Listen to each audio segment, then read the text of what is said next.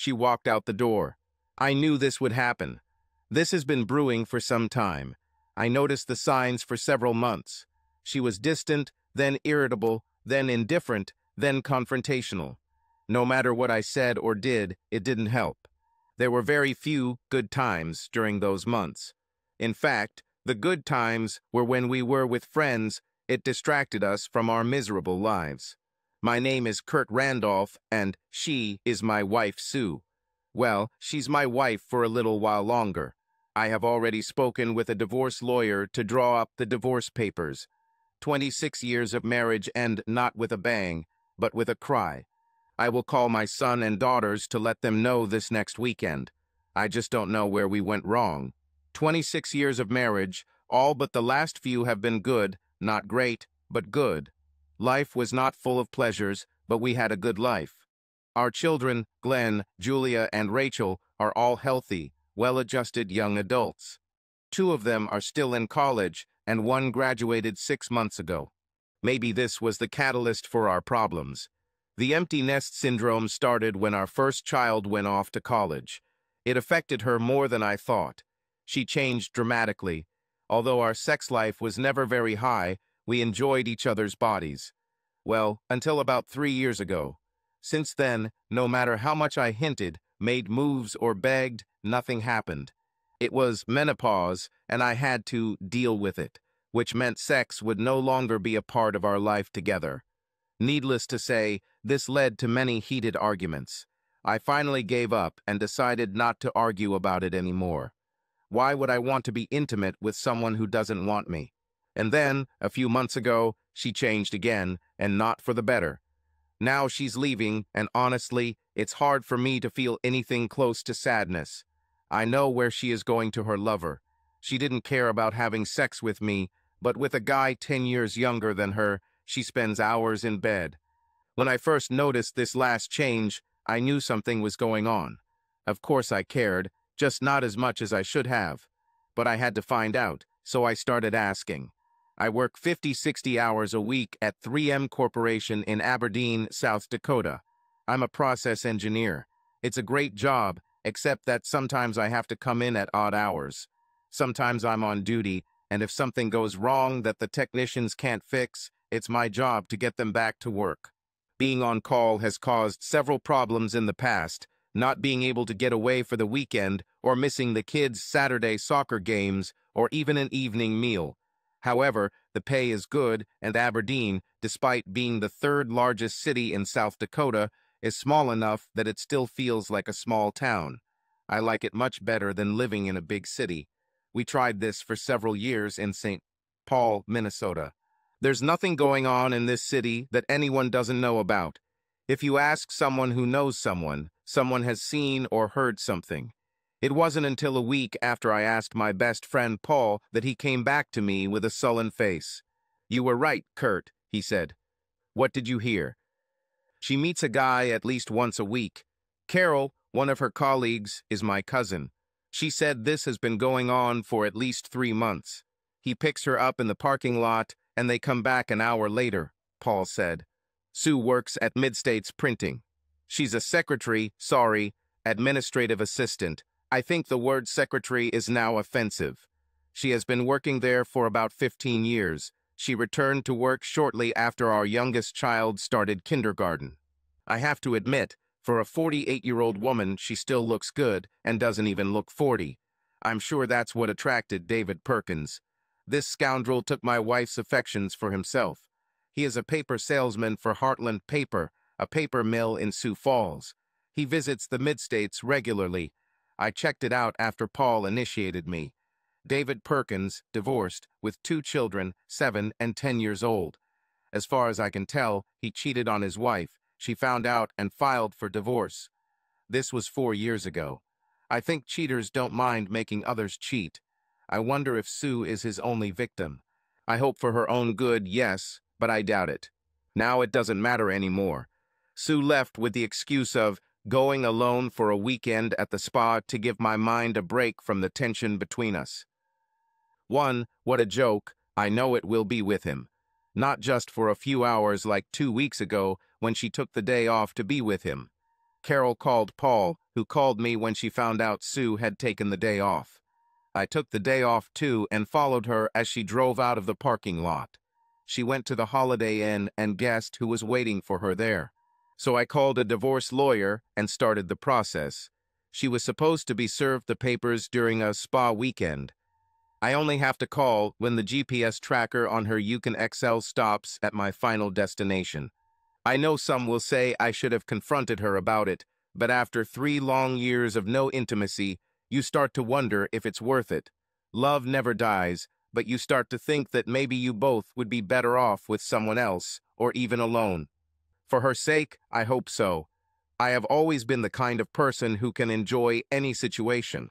Why live your life focusing on the negative when there is so much good around you every day?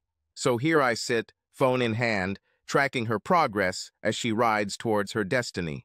I'm excited and a little anxious about going to Sioux Falls. I'm going to spend the next 2 nights with David, my friend and lover. He understands me. He listens without judgment or wanting to fix me or my problems. He doesn't demand anything from me, and because of this, I view what I give him as a gift.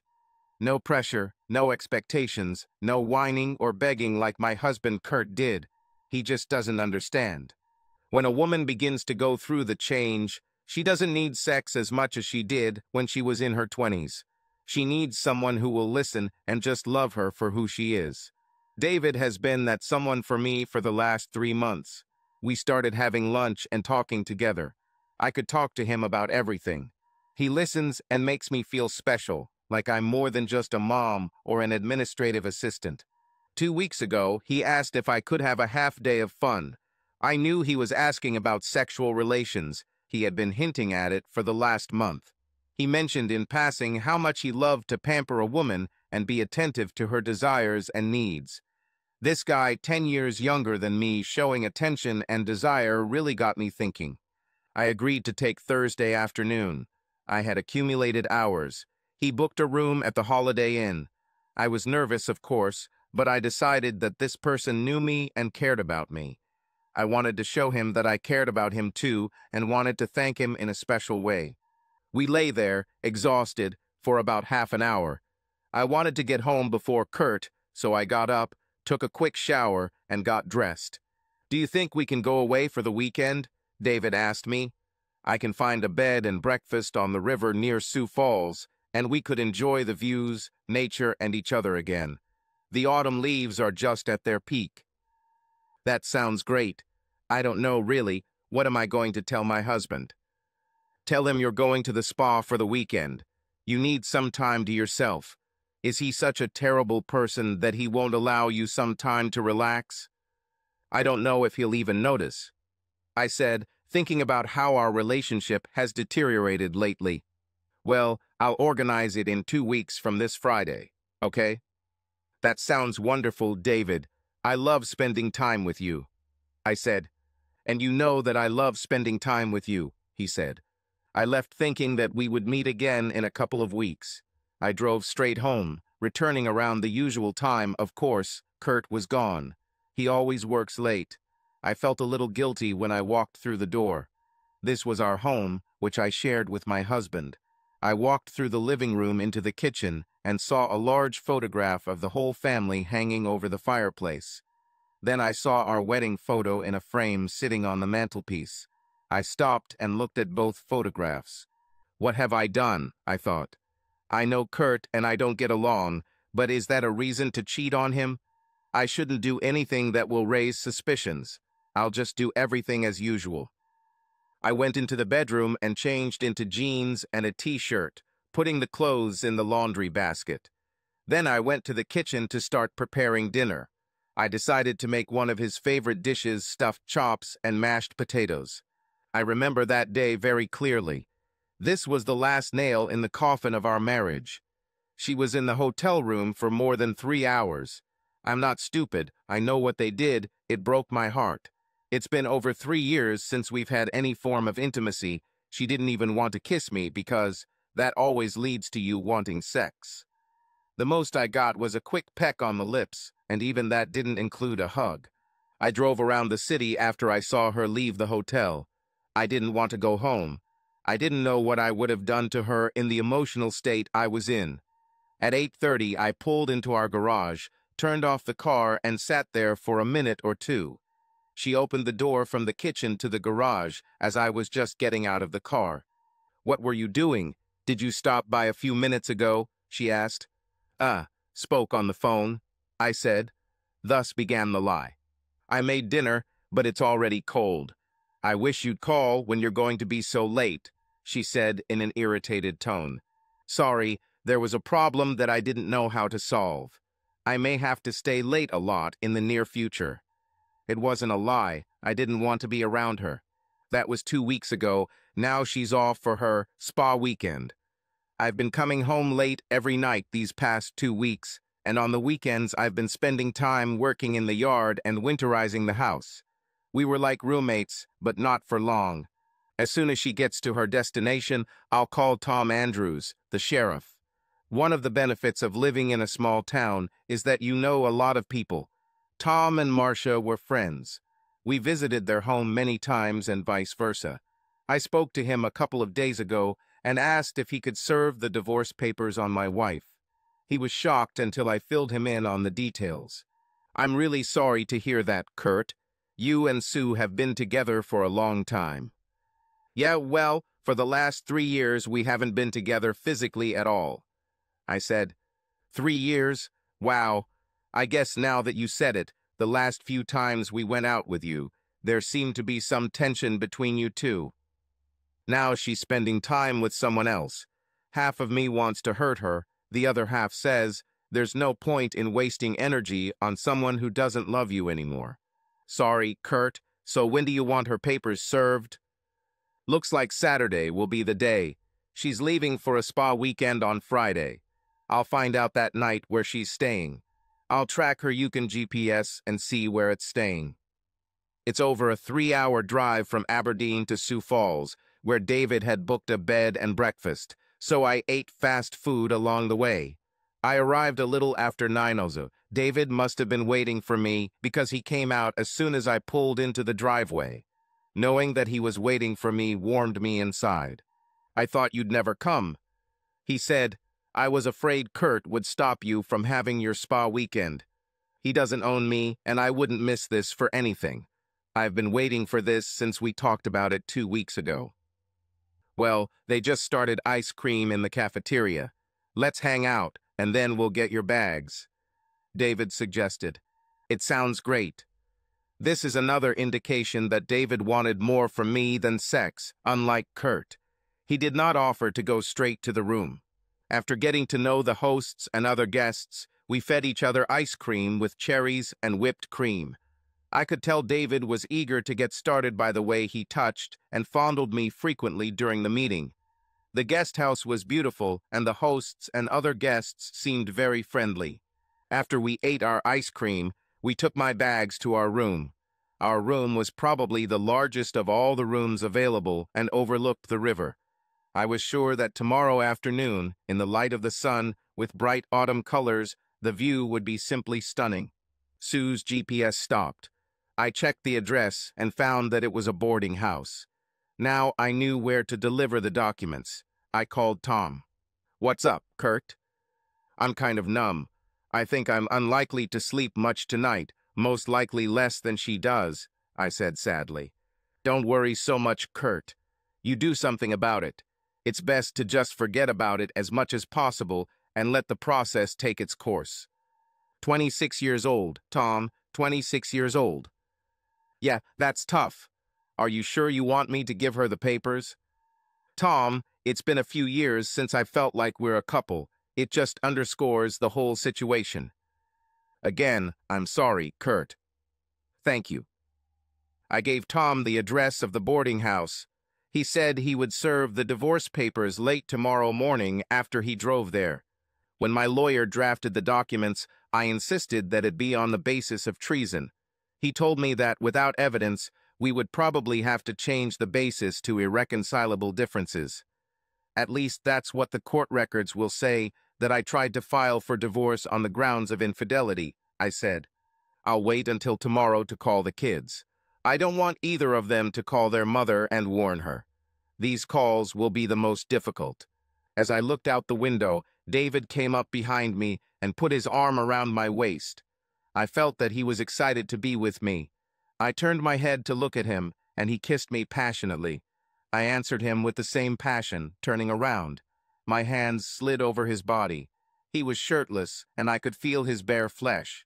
However, he was completely naked. While I looked into the night, he undressed. I broke the kiss. "Let me change," I said. "Don't change your clothes. I like you the way you are, beautiful and sexy." "Oh, but I'm sure you'll like it better if I don't have these clothes on," I whispered. His eyes widened, and he kissed me even more passionately. That night was restless. I may have only slept for 2 hours. I kept thinking about Sue and that man, what went wrong in our marriage. When we were younger, we didn't want to go to work so we could be together. Reality told us that work was necessary, but our thoughts, at least mine, were always about returning home and being near her. When we had kids, our priorities changed, of course, but we were still a team, just a little bigger. Now she has found someone else to be his team partner. Our life together is over. Sometime later this morning, she will be served with papers, and we will have 2 teams just on opposite sides of the courtroom. Me with my lawyer, she with her lawyer, fighting for what we can get from the remains of our life together. I sat staring into space, lying on my bed. Didn't even bother to take off my clothes last night. I should probably get up, take a shower, and change into something that doesn't look like it's been slept in. I woke up, naked, with David hugging me from behind. I felt so relaxed, as if I had been sleeping for ages. I looked at my watch. It was 7:45, and we had to get up. Breakfast, buffet, from 7:30 to 9. "David, we need to get up. We need to get cleaned up and go downstairs," I told him. "Let's skip breakfast and continue what we started last night," he said. "I need to pick up some juice if we're going to do this again," I said seductively. "Then let's do this quickly," he said, lying in bed. "I'll go shower first," I said. "That way I'll have time to dress in something decent." "We could take a shower together, save water," he said with a look in his eyes. "No, we need to focus on our task, and that is to get ready to join the others in the cafeteria," I said. "Okay, but then come right back," he said. "Let's see, I'd like to take a walk to the river, and after lunch I want to go and look at the fall colors." "It sounds like a nice, relaxing activity to complement our more exciting activities," he said. I went to the shower, lathered myself up, and washed away the traces of the previous night's activities. When I got out of the shower, I put on my robe and went into the bedroom. He fell asleep again. "Come on, David. Take a shower so we can get to breakfast while they're still serving it," I said. He opened his eyes, stretched, then jumped up and went to the bathroom. I started dressing in nice trousers and a blouse with a little cleavage. I pulled my hair back into a soft ponytail. Kurt likes it when I wear my hair like this. "Oh, Kurt," I said to myself, "what happened to us? I haven't felt close to you for many years. We used to be together against the world." I immersed myself in memories of our lives and wonderful events, weddings, the birth of 3 children, vacations, graduations, and our son's upcoming wedding to the young woman he has been dating since his 3rd year of college. The bathroom door opened, and I quickly wiped my eyes and touched up my makeup as David started to get dressed. I couldn't look at him. I didn't want him to see the tears in my eyes. "Are you ready to go to breakfast?" he asked. "Yes, I'm ready," I answered quietly. We went down to the dining room and said hello to our hosts and the other couples. We took wonderful food from the buffet. Everything looked so delicious that it was difficult to resist overeating, but my figure told me that I need to watch what I eat. We sat and ate in silence. David tried to make light conversation, but my comments were reserved. I looked around the room, and there was an elderly couple celebrating their 50th anniversary. There was also a young couple who appeared to be celebrating their 1st anniversary. The other couples were of different ages. I noticed that David and I were the only ones without wedding rings. I took off my ring on the way here last night. I quickly finished my food and turned to David. "Can we go for a walk along the river? I would love to enjoy the views and the fall colors." Sure, and then after lunch we'll drive around the area and have lunch somewhere along the way, he said. As we walked along the river bank, David took my hand and gently stroked it with his thumb. "It's so beautiful here," I said out loud, not necessarily to him, but just to nature. "Yes, beautiful," he said, "but not as beautiful as you." I smiled. He complimented me and my appearance so often. He has been doing this since he took over the Aberdeen area for his company about 6 months ago. He made this 48-year-old woman feel young and attractive again. "Let's go back to the room. I want to express my gratitude for this wonderful weekend," I told him. He looked at me with a huge smile on his face. When I came out of the bathroom, he was already waiting for me on the bed. At that moment, I heard a knock on the door. I put on my robe and opened the door a little to look outside.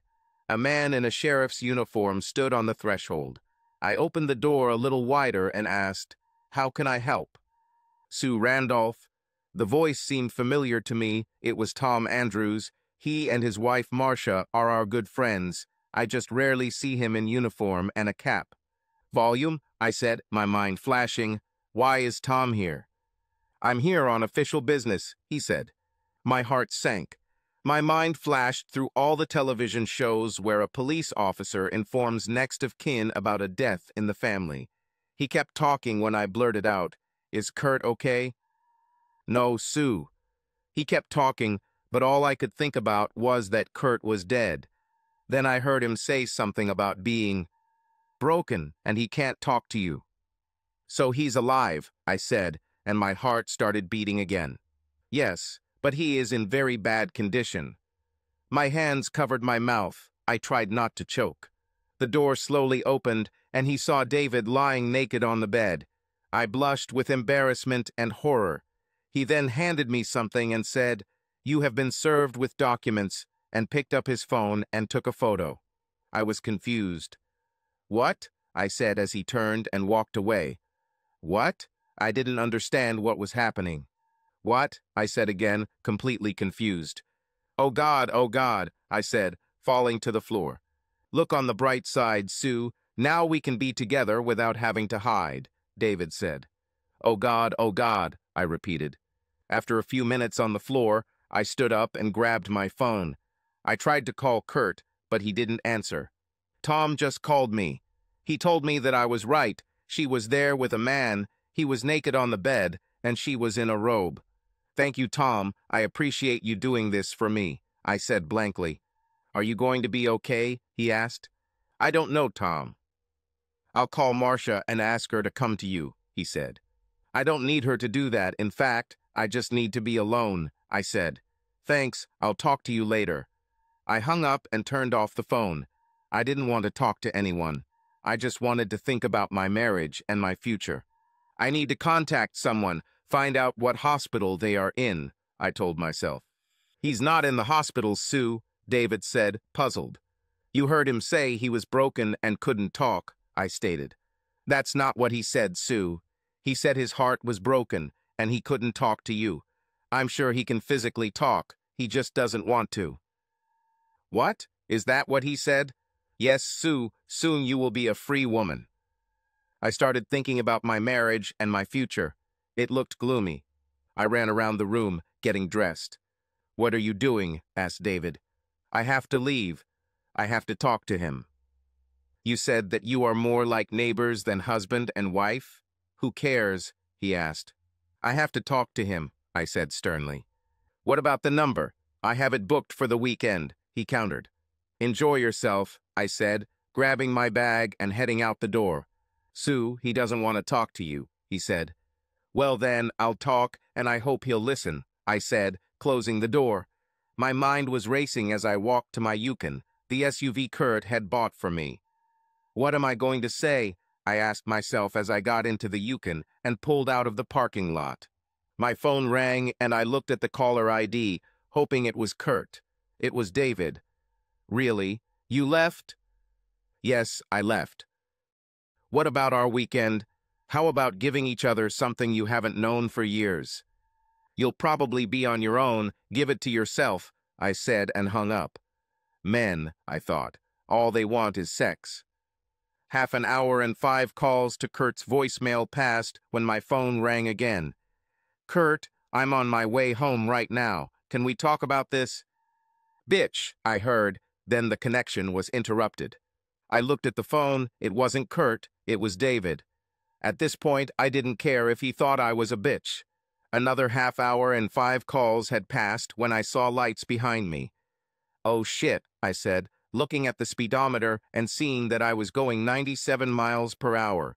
"I wonder what the fine will be for going 17 mph over the speed limit." When I stopped, the policeman was in no hurry to approach the door of my car. He was probably checking my numbers. I'm usually a good driver. I haven't had a ticket in over 15 years. Maybe he'll let me off with a warning. When he came to the driver's door, I rolled down the window. I already had my driver's license and registration ready. "Why are you in such a hurry?" he asked me. "I need to go home to my husband. There was a misunderstanding, and he is not answering my calls." He looked at me suspiciously. "Why doesn't he answer your calls?" he asked, looking at my documents. "He's mad at me," I said. As he stood there, I saw him look into my car at the manila envelope on the passenger seat. He pointed to the envelope. "Looks like this is a little more serious than just a misunderstanding." I started crying. "Where are you coming from?" "From Sioux Falls," I said, sobbing. "It's a long way from Aberdeen. What were you doing in Sioux Falls?" His tone made it clear that he had an idea why I was there. "I was stupid," I said quietly. He returned my papers along with a ticket for going 17 mph over the speed limit. "Stay below the speed limit," he said. He walked back to his patrol car. "Damn men," I said, starting the Yukon back on the road and slowly accelerating to 79 mph and setting the cruise control. I looked in the rear mirror as he followed me for about 5 miles. My blood pressure increased with every mile. Over the next hour, I tried calling Kurt a dozen times. "Damn it, Kurt, turn on your phone," I screamed in despair. It's been about an hour and a half since I received a call from Tom. I sat in my chair and decided it was time to call the kids. "How do I break the news to them?" I said out loud. When I turned on the phone, I saw that I had several voicemails from Sue. I didn't want to hear anything she had to say. I dialed Glenn, my oldest son, first. "Hi, Dad," he answered the call. "Hey, Glenn, how's the new job going?" "Great, Dad. I can't believe I get paid to design buildings. I like it." "Well, I hope you continue to love your job until you retire." "So, why are you calling, Dad?" he asked. "Well, son, I have news." "Are you okay, Dad?" "Physically, yes. Emotionally, no." "What do you mean?" "Glenn, there is no easy way to say this. I'm divorcing your mother." Deathly silence on the other end of the line. After about a minute, he said quietly, "What did she do?" I could hear from his tone that he already guessed. "She decided that doing things with someone else was more important than doing things with me." "Is it true?" "What the hell? How long has this been going on?" he asked. "I'm not sure, but I think a few months," I said. "Damn it, Dad. I'm sorry to hear that." "Yes, I'm sorry to say." "So what are you going to do?" he asked. "I filed for divorce. She was given the documents this morning." "Don't you think that you can get this settled?" he asked. "Glenn, if Jenny cheated on you, what would you do?" I asked. He thought for less than a minute, then said, "I would throw it away. I would kick her to hell." Jenny is Glenn's constant girlfriend. In fact, Glenn confided in me that he was going to propose to her on New Year's Eve. He already has a ring on order. I'm so happy for them. "Please don't call your sisters. I want to tell them myself. I'll try to contact them this evening." "I won't, Dad. I'll call you this evening to discuss this further." "Thank you, Glenn. Thank you for your understanding." "We can handle it, Dad." "Don't hate your mom for this. This is between me and her. She's still your mom and will need your support through this." "I don't know how much support I can give her, Dad," he stated. "I understand, but you have to try," I said. "Okay, Dad. She's still my mom. I love her, although I don't like what she did." I get it, Glenn. I still love her too. I just don't really love her anymore. Sorry, Dad. You didn't deserve this. Take care of yourself, son. You too, Dad. Bye. See you later, Dad. I hung up and sat there staring into space. I was lost in thought. At that moment, my phone rang, and I answered without thinking. Hello, I said. There was a few seconds of silence on the other end of the line. Then the voice said, Kurt. Oh, Kurt, thanks for answering. We need to talk about this. I ended the call. It was Sue, and I didn't want to talk to her. I turned off the phone again and sat staring at it. I'll still have to talk to her, but not now. I reached Kurt, but he hung up before I could say what I wanted to say. To be honest, I was surprised that he answered. I heard the voicemail so often that I didn't expect to receive it in person. Now that he responded, it really hit me. What will I tell him? How can I explain what I did? Sure, I could say I was sorry, but what else? I decided that I needed to think about it and collect my thoughts so that I would know what to say when we finally spoke. I was driving, deep in thought, when I heard a ding and thought, what was that? I looked around the Yukon and then looked at the dashboard, and it showed a low fuel warning. I had never heard this sound or seen this warning before. Kurt always refueled my car. I never refueled myself. I didn't know how long I could drive before running out of gas, so I immediately started looking for a gas station. I found one, not a well-known one, but there was a gas station there, and that was important. I walked out, grabbed my purse, and pulled out my debit card. She inserted the card, entered the PIN code, and took out the gun. She turned and looked at the gas tank cap. Damn, I said. She was on the other side of the car. I returned the gun to its place, got back into the car, and turned around. I had to insert the debit card again and pull out the gun. Now I couldn't open the gas tank cap. I tried to pull it, but there was no gap for my finger to open. I didn't remember there being a button on the dashboard to open it. I looked around. There was no one around who I could ask for help. I returned the gun to its place and went inside. There was a guy standing behind the counter watching TV. I heard the audience react loudly. When I looked, I saw that it was a rerun of the Jerry Springer show. Sorry, I said. He asked, Can I help? Barely looking up from the screen. I don't know how to open the gas cap. He looked at my car and asked, How long have you been driving it? A few years, but my husband always runs it. Simply press the right edge of the lid and it will open. Suddenly, the crowd on the TV started making noise and sounding angry. The guy behind the counter looked at the screen and quietly said, What a bitch. What? I asked. Sorry, not you. The woman is on the show, he said, pointing to the TV. I looked and saw the inscription at the bottom of the screen. It said, I stopped sleeping with my husband, but not with my lover. I stood there staring. Then the guy behind the counter said, I can't believe what a bitch she is. How could she do this to him? I felt the need to protect her. Maybe she needed to feel beautiful. If her husband doesn't make her feel this way, then she should just divorce him. I know if I were in his place, I would give it up like a bad habit. I would throw her out on the street. I couldn't say anything. That's exactly what Kurt does to me. I blushed, turned, and walked out, absent-mindedly heading towards my Yukon. I opened the gas cap, removed the cap, and took the gun again and inserted it into the hole. She turned around and inserted her debit card again. She was not authorized. I went back inside and asked why. Let's try here, he said. He tried it and said, It doesn't work. Do you have another card? Oh no, I thought, did Kurt cancel my card? I pulled out my MasterCard and handed it over. Luckily, this one worked. All is ready. I thought maybe your cards were canceled, he said, looking at me with an expression that soon they too would be canceled. I fueled up and drove on, my mind reeling from the possible consequences of my actions. I tried to call Kurt again, but it went to voicemail again. I didn't expect to hear Sue on the other end of the line. I thought it was Glenn calling back with something he wanted to tell me. What will I tell her when we do talk?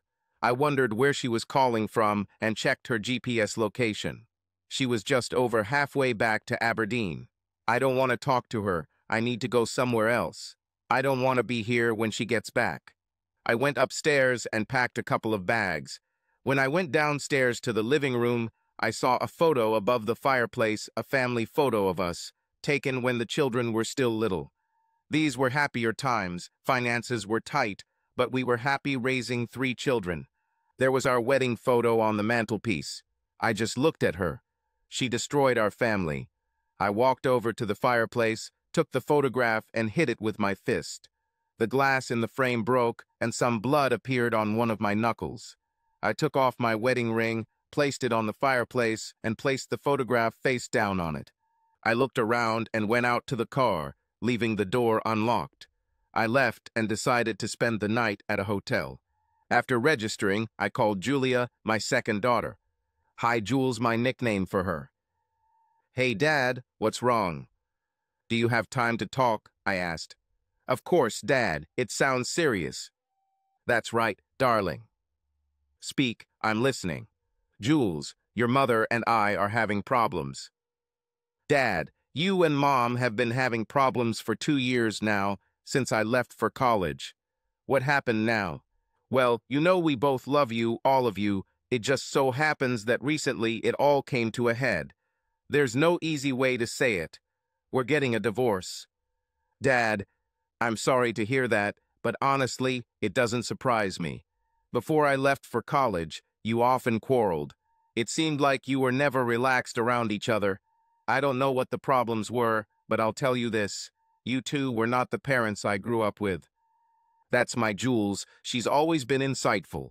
She could tell almost immediately when Glenn or Rachel were worried or upset about something, even before Sue or I noticed anything.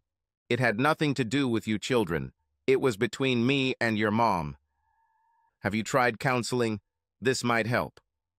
I think it's pointless now, honey, I said. I'd like you to try it, Dad. I don't want to see either of you alone. I'll think about it, I said, not very convincingly. Really, Dad, think about it. Talk to someone before you decide to give up. I'll think about it, I said more confidently. I already talked to Glenn and told him. I'll call Rachel later. Don't worry, Jules. I'll keep you posted. Thank you, Dad, she said with a stutter in her voice. I realized that she was about to cry. I'll let you go. I love you, remember that. We both love you. Now I was on the verge of tears. I love you too, Dad. I hung up and turned off the phone. I couldn't talk. I was all excited and started to cry. Why is she doing this to us? I said out loud. I sat on the bed in the hotel room and cried for about 10 minutes. I cried about 26 years that are going nowhere. I drove up to the house and noticed that Kurt's car was not there. In fact, I probably knew she wouldn't be there. I went out and walked to the front door. I didn't need a key. When I grabbed the handle, the door opened. This was unusual. Kurt must still be here. Maybe his car is in the garage. I walked in and carefully called his name. There was no answer. He must be here. He never leaves the door unlocked. I walked through the house, and it seemed too empty. I looked back and didn't notice anything had changed. I looked at the fireplace and saw the family photo still hanging there, reminding me of better times. Then I noticed our wedding photo. She was lying face down on the fireplace. I walked over and picked her up. The glass was broken. The shards lay on the fireplace. Among the glass was Kurt's wedding ring. Oh God, what have I done? After I cried, I turned on the phone to call Rachel, my youngest daughter. Hey, Dad, I tried to call you, but it went to voicemail. I couldn't leave a message. It's full. Hey, Rachel, why did you call? Dad, Julia called me. Oh, sorry, I forgot to ask her not to call you. I wanted you to hear it from me first. So, what did she tell you? You are getting a divorce. This is true. Yes, I submitted the documents, I said. Well, I can't say it surprises me. What? I said. Dad, you and Mom have been fighting for the last couple of years, and about a year and a half ago, you just stopped. You barely spoke. All you talked about were bills that needed to be paid, housework, and if you were going over to your friends for the weekend. It took me a few seconds to realize this. My youngest daughter realized a long time ago that we no longer acted like a married couple. It was no surprise to her that we were getting a divorce. She didn't even ask why or why now. Wow, I didn't even realize that, I told her. Dad, we all know that you both love us. I just don't know if you love each other. If you love, then don't show it. Dad, you have to do what makes you happy. I don't want you to live in a loveless marriage just because you have to, or because of us. We are all adults now. Rachel, you always told it like it is. Thank you. You made this decision so much easier. I love you. I love you too, Dad. I will always support you. You are my dad. I was out of breath. I have to go, I said. I'll call you tomorrow. I hung up and turned off the phone again. Now, I really didn't want to talk to anyone. My phone rang, I looked at it, and saw that it was Julia calling. How will I talk to her? What will I say? On the third call, I answered, "Hi, Julia, how are you?" How are you? Is that a more important question? Fine, why? I asked, hoping Kurt wasn't talking to our kids. Dad called me, she said. What did he say? I asked, still not sure she knew. I hope she didn't know anything. He said you were getting a divorce. I gasped. We're not getting a divorce. It's just a misunderstanding. Well, it sounded more serious when I talked to him. We'll get through this, I told her, trying to convince myself too. Rachel said he already applied, she told me. Yes, they gave them to me this morning, I said sadly. I know before I left for college, there was a lot of tension, and you two fought a lot. Rachel said that after I left you stopped arguing and barely spoke. Did it really last that long? After years of fighting and tiptoeing around each other, it was actually nice not to have to fight. We were just minding our own business, deciding what needed to be done. I think you and Dad should go to counseling. It can help you rebuild your relationship, she said. It's a good idea. I will discuss it with him if I can talk to him, I said. What do you mean? I keep trying to call him, but he doesn't answer. I'm at home now, and he's not here. Do you know where he went? Did he tell you when you were talking? No, Mom. I thought he was home with you. No, he's gone, and if I know your father, he's gone somewhere where I won't find him. I wondered where he might have gone, perhaps to a hotel or to friends.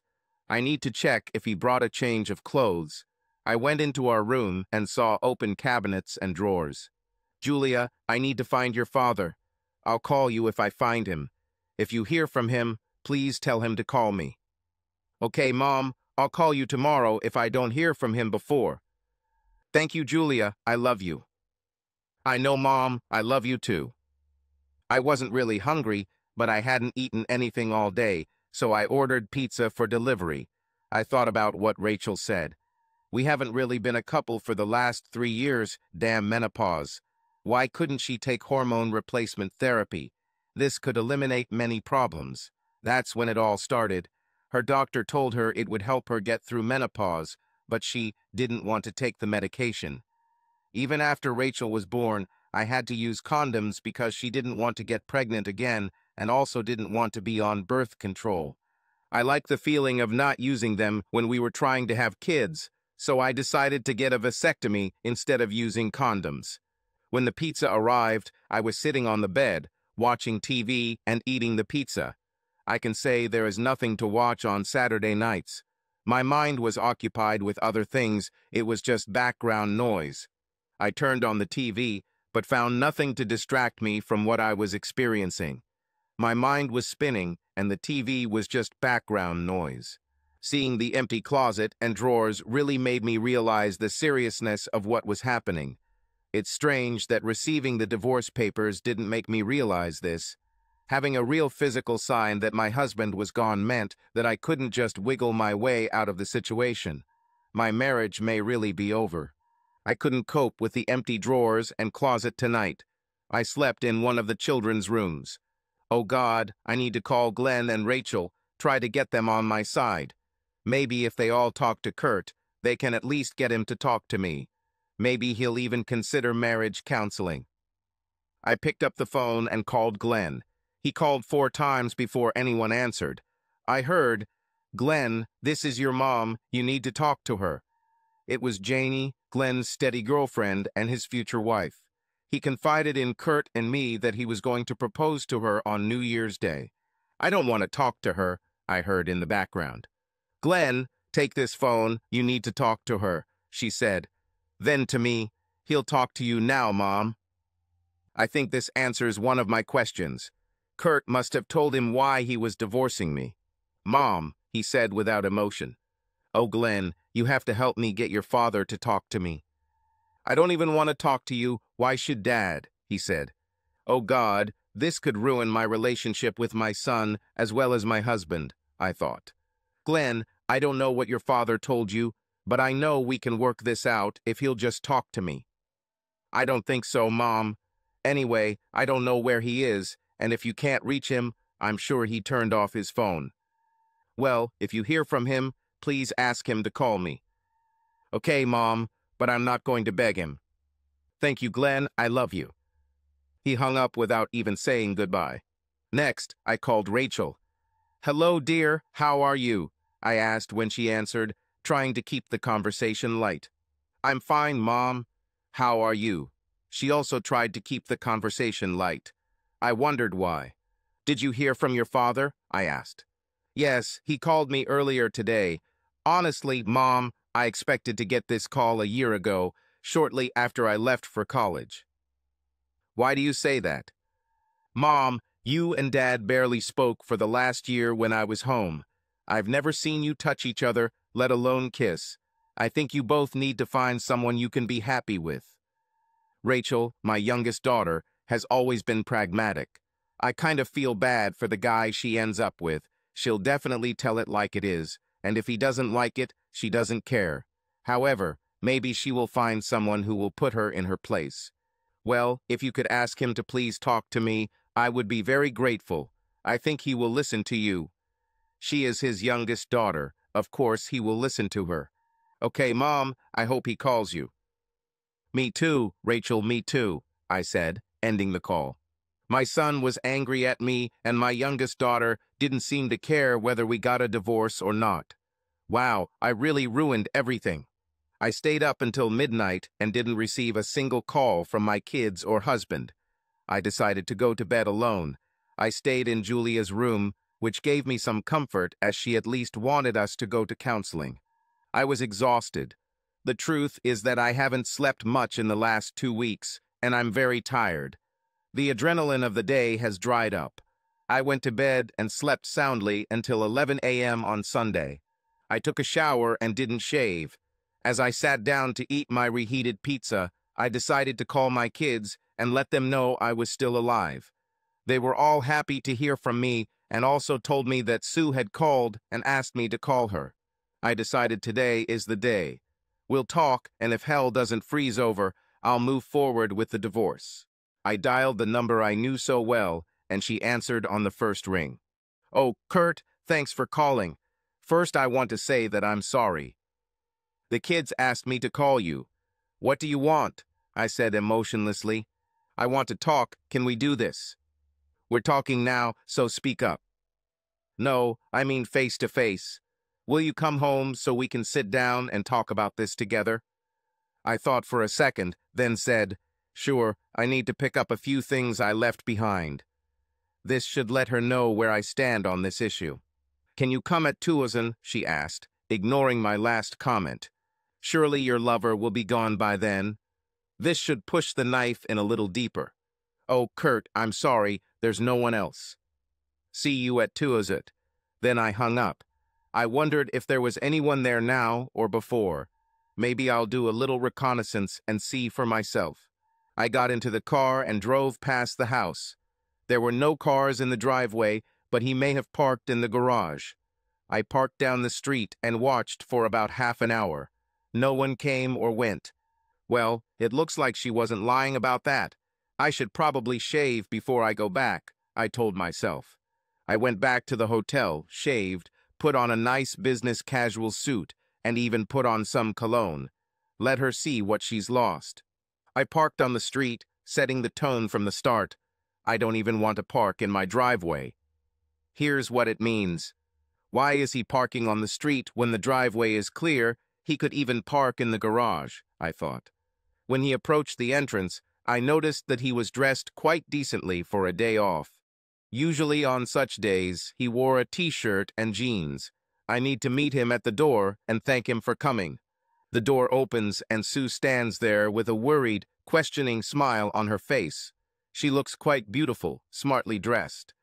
Is this for me, or does she have a date today? I thought. When I opened the door, I smiled at Kurt, but I knew it probably looked forced. I was happy to see him, but worried about what would happen. Why are you parking on the street? Oh, and thanks for coming, I said nervously. You're welcome, and I wasn't sure if someone wasn't parked in the garage and wouldn't need to pull out, I said, and saw an angry look cross her face. Great, my shot hit the target. This will not be a pleasant meeting. Kurt made me angry with that comment, but I wasn't going to respond. I wanted this meeting to be pleasant so that we could discuss our future together. If I have to put up with a little childish behavior from my husband, then so be it. Come in, I prepared dinner and everything is ready. Sit down at the table. I came to talk, not to eat. We can't do both. We can have a nice lunch while we discuss our problems.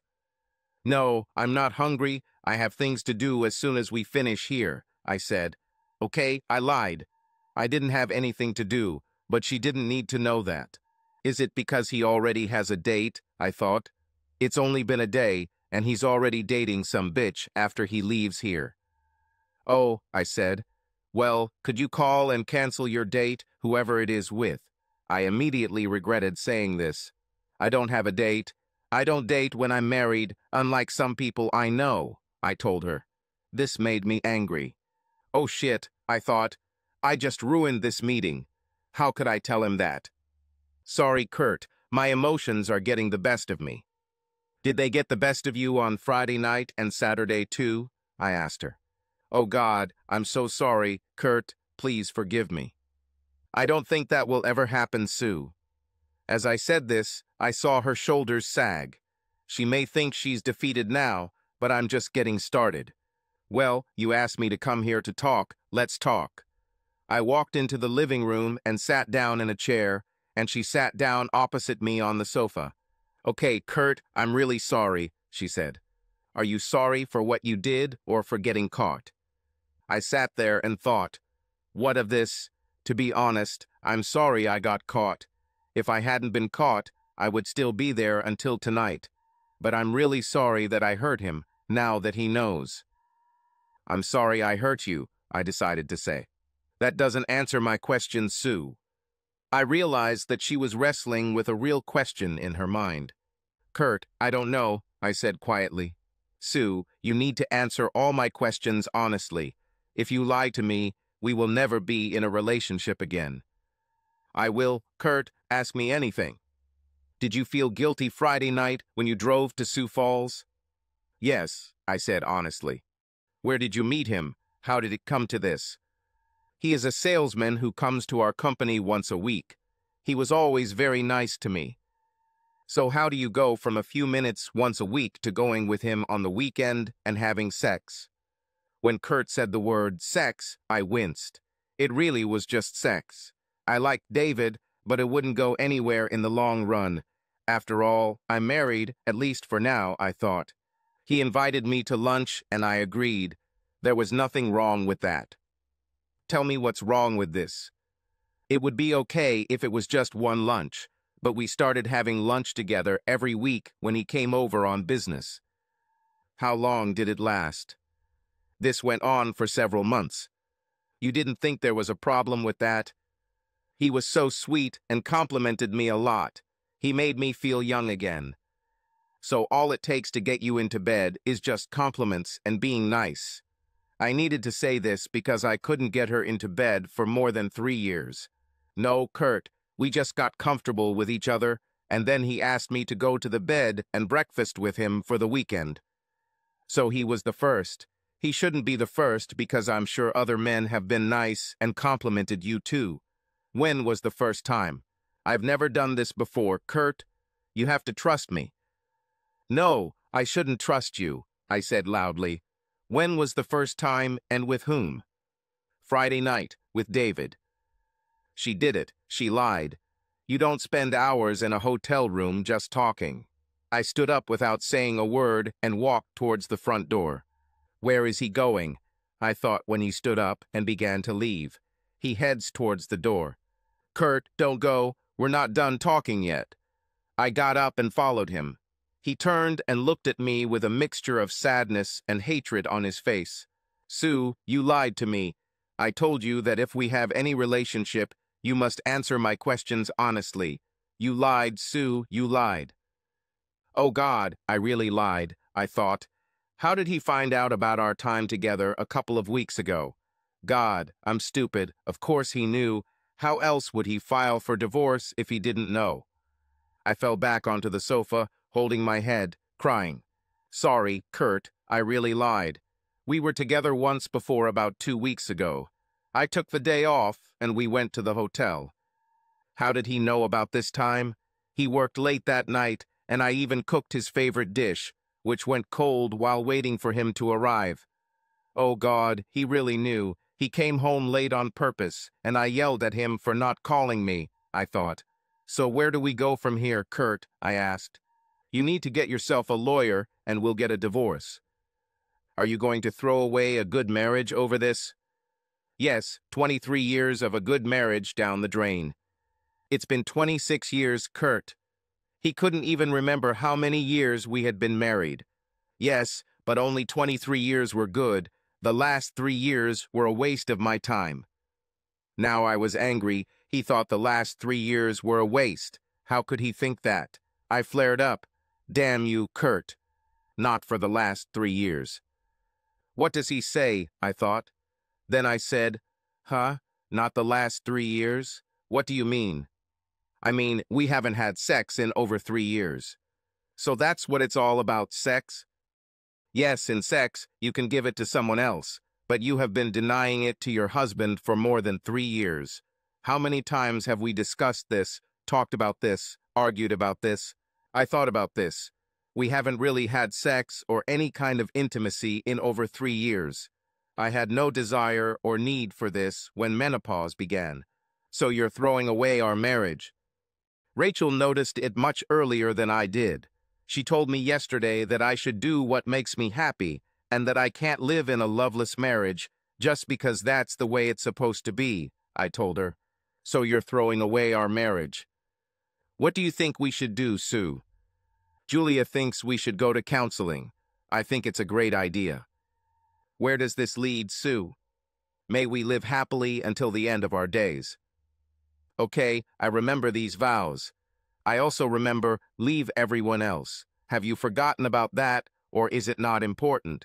As far as I'm concerned, once you've broken your vows, everything else doesn't matter. But I still love you, Kurt. You have a strange way of showing it, I told her. Goodbye, Sue. Get yourself a lawyer. With these words, I walked out the door. He walked out the door. All my plans for a nice dinner and conversation went down the drain. I hoped I could explain myself, make him see a side of me, how I needed to feel attractive and wanted by someone 10 years younger than me.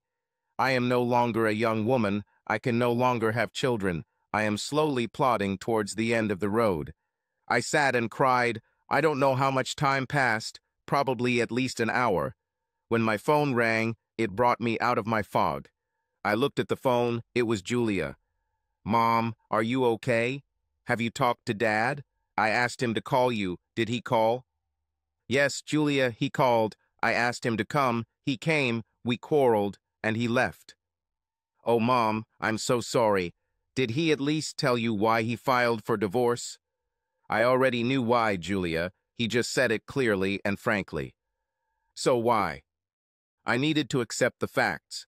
Sooner or later, everyone will find out. There is no point in hiding it. I cheated on him, I said in a quiet voice. What? I was stupid, and he found out. He even sent me documents when I was with that guy. I'm so ashamed. I never wanted this to happen. Why was I an idiot? Soon I will be an almost 50-year-old divorced idiot. I started crying again. I can't believe I have any tears left. Oh, Mom, how could you? I knew you and Dad had problems, but how could you?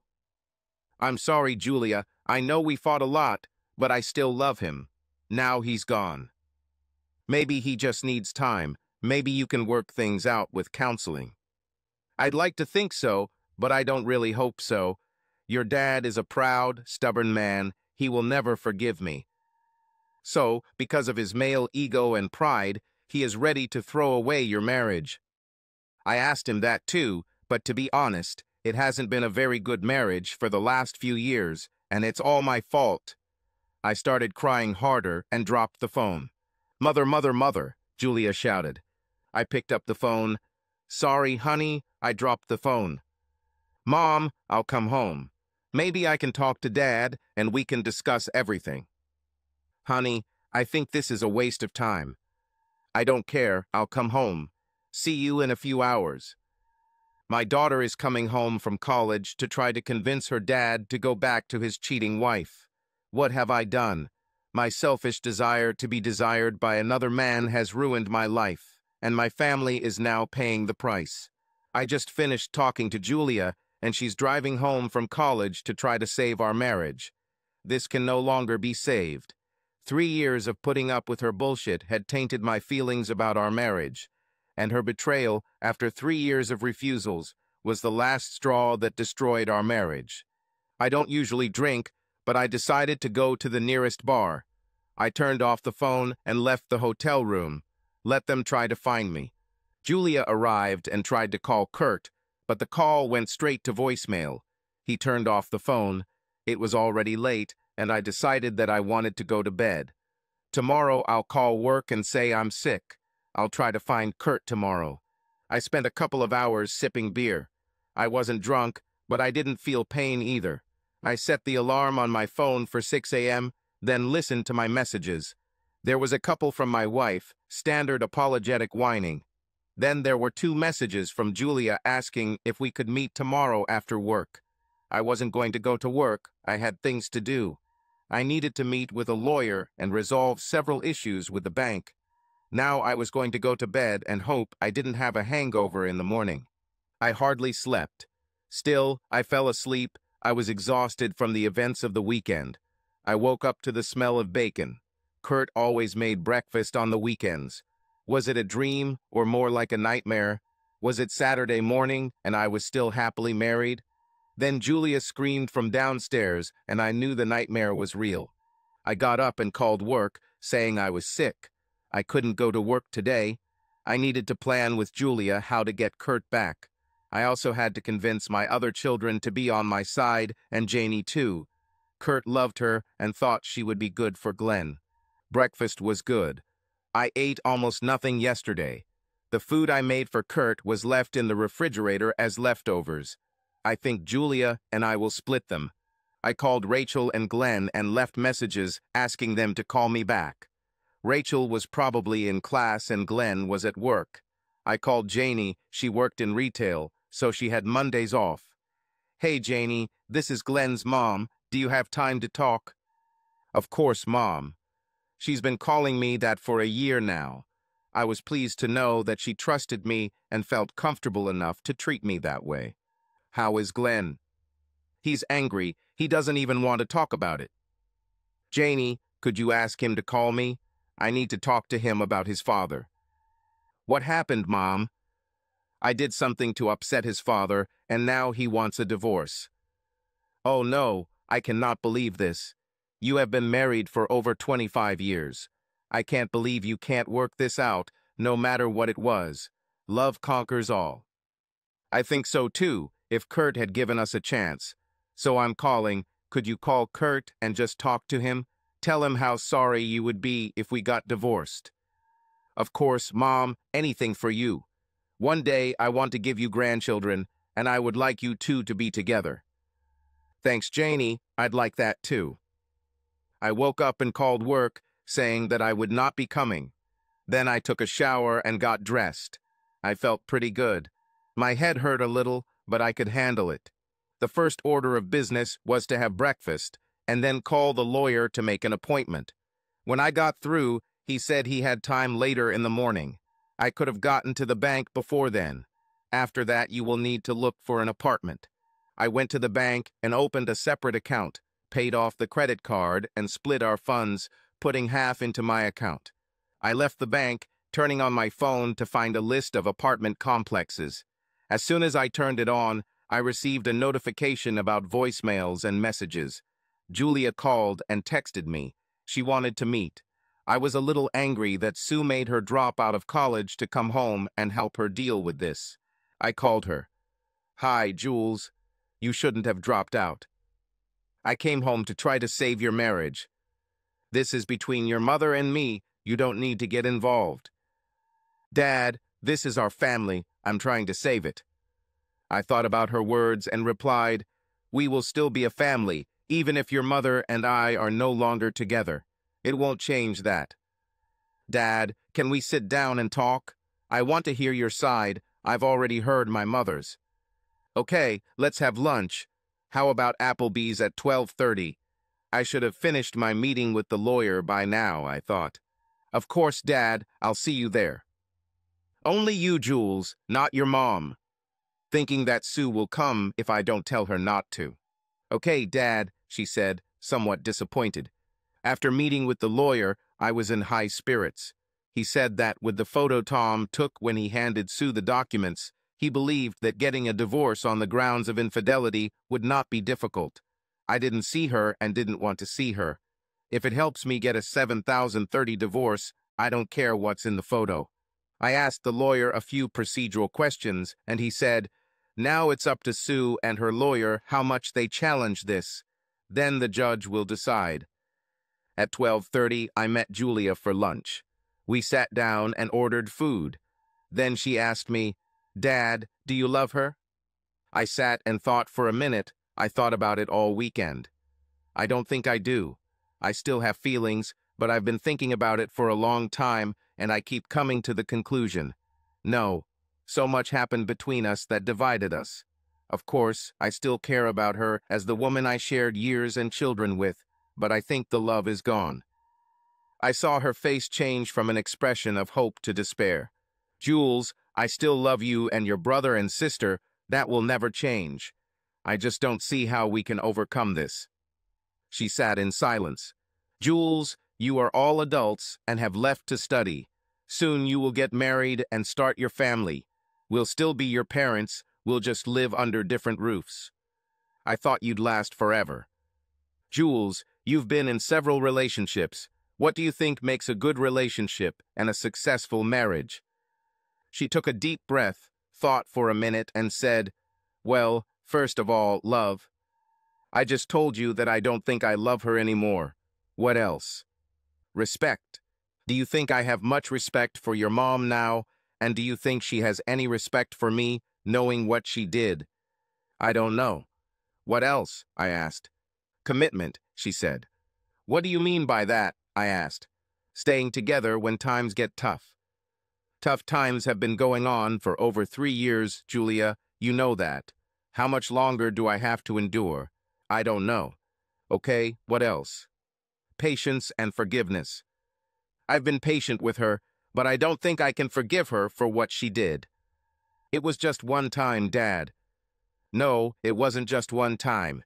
Maybe it was the same guy, and I'm not sure about it, but it was at least one time plus a whole weekend together." She said it was a one-time thing. "You need to talk to your mom about this. What I say won't change your mind." "What else do you think is important for a good marriage?" "Honesty. Do you think your mom was honest with me?" "No, so I guess another aspect is trust. I'm sure you won't trust her anymore." "No, I don't think I can." "What else?" I asked. "Good communication. Jules, before you left for college, what do you remember about our interaction? You were either arguing or barely talking. Is there anything else that makes a good marriage?" "Unselfishness, the willingness to do for your partner what you yourself do not want to do." "That's a good point. You missed one aspect. What do you think this is? Well, of course, physical intimacy. This goes without saying. I wish you would ask your mom about this, see what she says. Julia looked at me with a puzzled expression. At that moment, the waitress came with our food. Jules, let's enjoy our food and change the subject. Let's have a great father-daughter lunch. Okay, she said. I noticed that she was trying to comprehend everything we had just discussed. By the end of lunch, we were talking about school, boys, politics, almost everything, but the elephant was still in the room. Jules, tell your mom to get a lawyer. This is the only way to solve anything.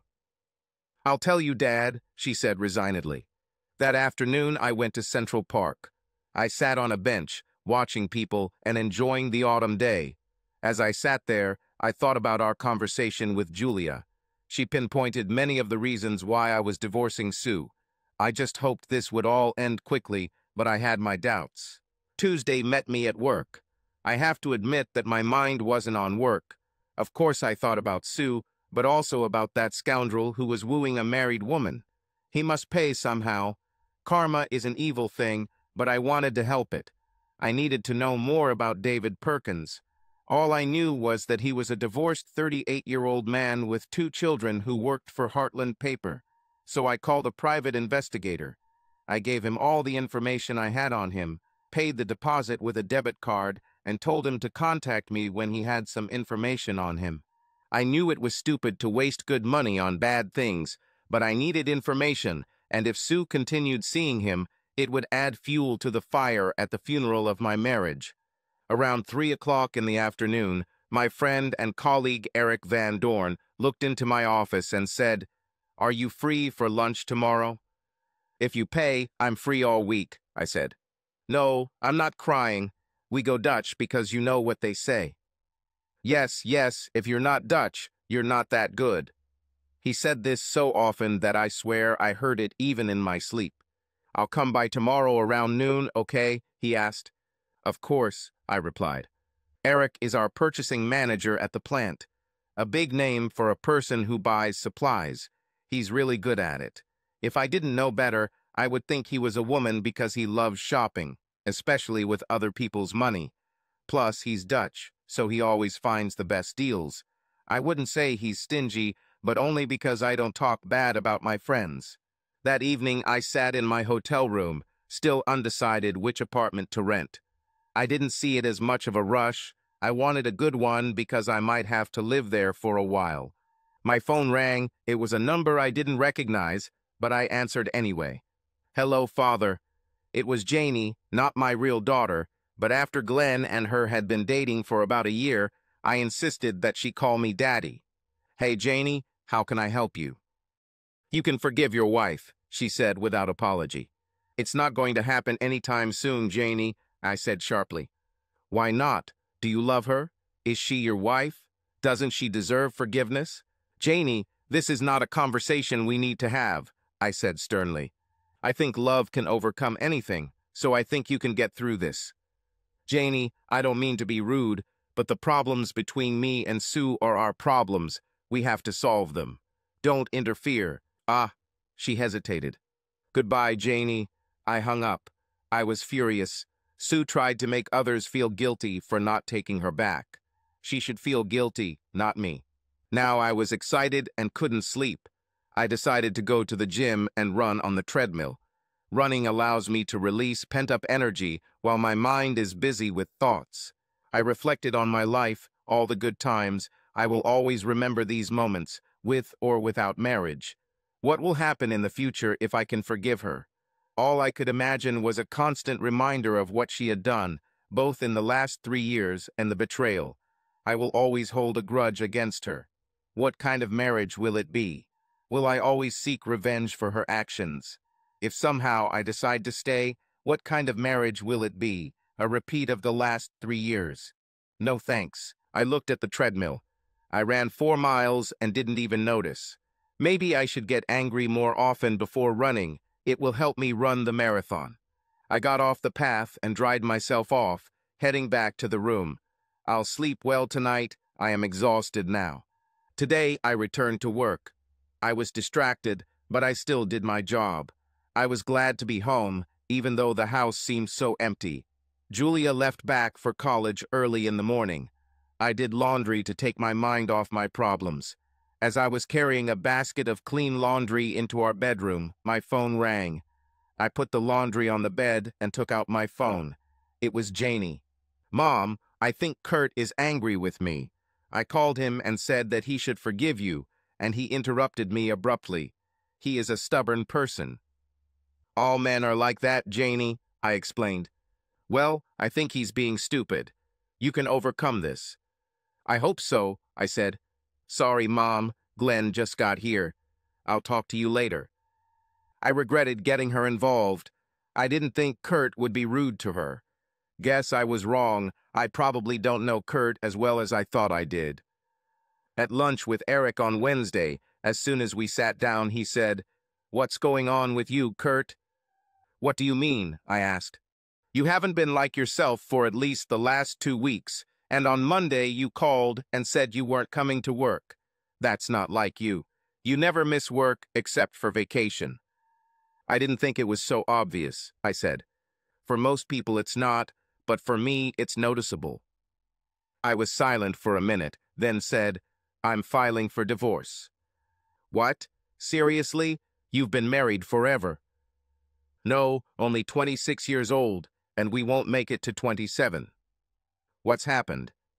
"This has been brewing for a while, but the last straw was when she cheated." The restaurant seemed to go silent when I said this.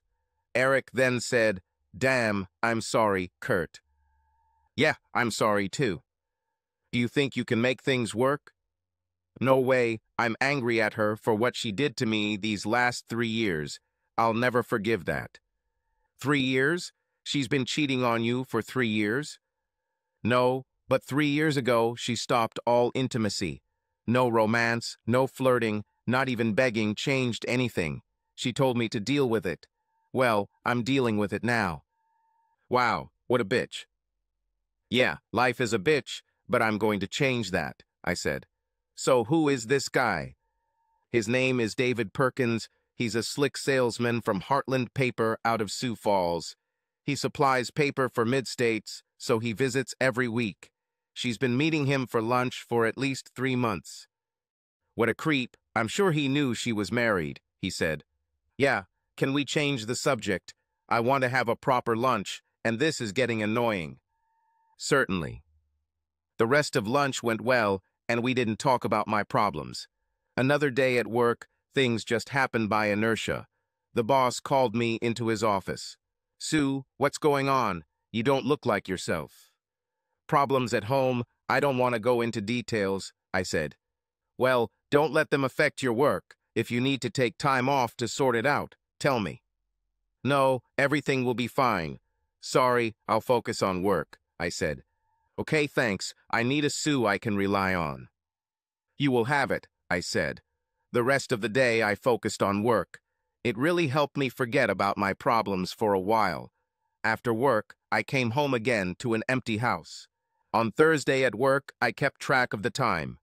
David usually arrived around 11:30 on Thursdays. What will I tell him? What will he tell me? When he entered, I flinched. He looked at me without emotion. He came to see my boss, which was fine. He was discussing the weekly order and future needs. When he walked out and closed the door, he looked at me and said, "I can't believe you just left like that." Quiet, not so loud. "Why don't you want someone to find out? Have you made peace with your husband?"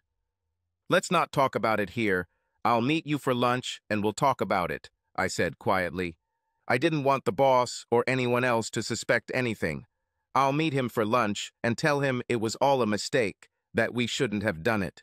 "Okay, I'll see you at our usual place. I guess you'll drive yourself." "Yes, I'll be there." At noon I left and drove to Minerva's. He was already sitting in a booth. When I approached, he smiled and said, "Have a seat."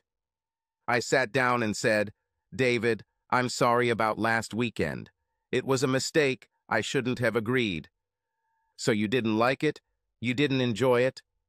"Yes, it was nice," I said, remembering the attention and care he gave me. So what do you regret? It was a mistake. I'm a married woman. This could cost me my marriage. You said it yourself. You're more like roommates. It's not like you're missing out on much. Well, I have to try to fix it. So I'm left in the middle of a weekend. I paid over $404 and you're sorry. I looked at him. I haven't seen this side of him before. Did he want me to return the money for the room? Don't look at me like that, he said. You knew exactly why we went there. I was expecting a whole weekend of sex with you. And I thought you wanted to spend time with me, not just have sex, I said, getting up and starting to leave. Stupid bitch, he shouted. I hope he actually divorces you. I turned and looked at him with hatred, then walked out. Men, all they want is sex, I said as I approached the Yukon. I went back to work, pulled myself together, and finished the day trying to focus on work. I got a call from a private investigator. He said that my wife met this asshole for lunch, but it didn't last long. They had a fight, and she left. It won't change anything in the long run, but it made me feel better. Maybe she really regrets her decision. That evening, I finally received a call from Rachel. Hey, Mom, did you call? Yes. Why did it take you so long to call back? Julia called me and told me why Dad was divorcing you. How could you? I know you were unhappy, but why didn't you just ask for a divorce? I wasn't unhappy. I don't want a divorce. It's a weird way to try to save a marriage. I don't blame Dad. I hope it was worth it. Oh God, Rachel, you have to help me fix this. I know he'll listen to you. No, Mom, you're on your own.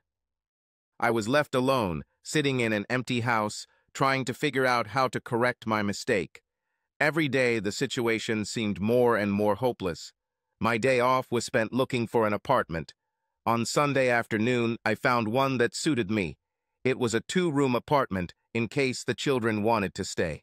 My weekend was spent looking around the house, remembering all the good times we had, all the Christmases, Easter, birthdays, and Thanksgiving.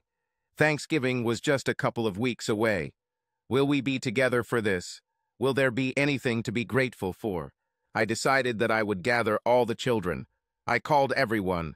Rachel and Julia agreed when I said I would invite Dad and ask them to ask him to come too for the sake of the family. Glenn was harder to convince, but with Janie in the background, he finally said yes. Now I had to do everything possible to make sure this dinner brought back all the good memories. On Tuesday, I received an invitation by mail. It was from Sue. She invited me to Thanksgiving dinner at our house. I threw away the invitation. The only thing I was grateful for this year was that I finally made the decision to stop this farce. Over the next 2 weeks, I moved into my apartment, bought furniture on Craigslist, and made myself a cozy new home. I also received a reluctant call from Rachel, who said her mom had asked her to invite me to Thanksgiving. She understood when I refused. Glenn understood too when I gave him the same answer. However, Julia begged me to reconsider my decision, and although it was difficult to refuse her, I did it. Luckily, Janie didn't call. She probably got the hint last time. The Monday before Thanksgiving, I was walking out to my car after work when I saw Sue's Yukon parked nearby. She came out when I approached. She was well-dressed and looked attractive. "Kurt," I said with the kindest smile and softest voice. "What do you need, Sue?" I asked sharply. "I haven't received a response to my invitation to Thanksgiving dinner. I would really appreciate it if you could come. The kids would enjoy it too." I hoped that he would not be able to refuse a personal request, especially if I mentioned children. "I threw it away the same day I got it," I told her, hoping she'd get the hint. "Well, I hope you've thought about it and reconsidered for the sake of the family." I tried to keep his attention on the children. "I already told the kids no when you asked them to call me. They know I won't come. Why don't you invite your lover instead? I'm sure he won't go to his ex-wife since she's married again." "Oh, maybe he's going to one of his other sluts. You know that he has 3 other women in mind, and 2 of them are also married. He apparently likes to seduce married women." "What is he telling me? David has 3 other women besides me, and 2 of them are married? He's not my lover. I haven't spoken to him much since that weekend." I could tell from the look on her face that she didn't know about the other women. The money spent on a private detective was worth that look on her face. Yeah, I heard you had a fight when you went to lunch with him next week. I can see by your face that he didn't tell you about his other women. Oh, Kurt, can't we just get through this? I'll never do anything like that again. Go through this to go back to a meaningless, celibate marriage. No thank you. If you want sex, I can give it to you. You can make love to me as often as you want. I had to overcome his objections. Sue, I can't make love to you because I don't love you anymore. I wouldn't touch you because I'm afraid of contracting a sexually transmitted disease. I'm sure you weren't worried about pregnancy anymore, so you didn't force him to use a condom. If you haven't already, you should get tested for your own good. Oh damn, I thought. I didn't force him to use a condom, and Kurt is right, because I knew I couldn't get pregnant. I really need to get checked. I made a mental note to see a doctor. I'm sure Kurt is telling the truth. He probably does have other women besides me. I'm such a fool. You haven't thought about that, have you, Sue? I told her. It's over, if you haven't already. Find a lawyer and sign the papers. I'll get a lawyer and fight Kurt. I know we can go back to the way things were. You'll see. Well, at least we've made progress. She's going to get a lawyer. It was long overdue. I got in the car and drove away while she stood there begging me to talk to her. He left, and we didn't allow anything. Damn, I wish we could discuss this. I got into the Yukon and drove home, crying the whole way. On Tuesday at work, I noticed that my boss was on edge. He said he had a meeting with the president and vice president, which didn't sound good. After the meeting, he came up to me and said that in the afternoon, there would be a mandatory meeting for all employees of the plant. At 2:00, we filled the dining room. The president was there and started the meeting by telling everyone that we would have Friday off, as well as Thanksgiving. Many faces beamed with joy for the 4-day weekend. Then he told us the bad news. Actually, he said, you will have every Friday off for the foreseeable future. We have lost a major client and will be limiting everyone to 32 hours a week, Monday through Thursday. You will all keep your benefits, but we will have to tighten our belts until we find new clients to make up for the deficit. The mood instantly turned from joyful to gloomy. When I returned to my desk, the boss talked to me, asked if I knew anything about 3M. No, I don't know anything. Is this our lost client? Yes, and he makes up the majority of our sales. We will either bring him back or find new clients, otherwise we will have to reduce staff. At the moment, all employees except salaried employees are limited to 32 hours. I couldn't believe it. Kurt did it out of revenge. Dozens of families will be affected by this, and this is a month before Christmas. I can't believe he can do this. As the workday drew to a close, I heard 2 office women say, "It's all Sue's fault. She just needed to get some money on the side, and now we're paying for it." What? I thought. How did they know about this? Will everyone blame me? As I walked through the office, I noticed that people were looking at me with cold eyes.